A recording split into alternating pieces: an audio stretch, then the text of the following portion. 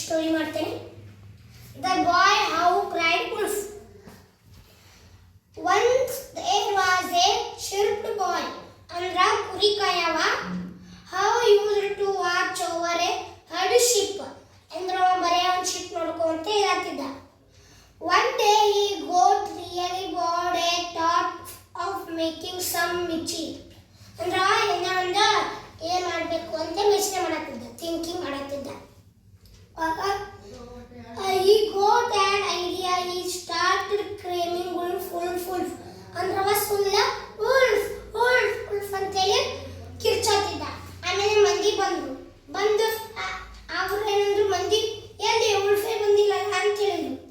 The villagers heard the boy shot and they came running to help him.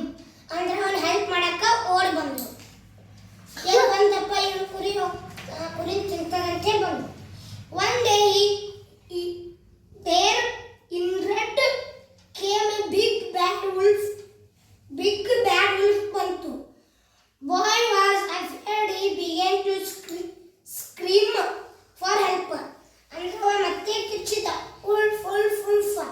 And Lauren, but this time his villagers do not want to be fair. They did not go to help the boy.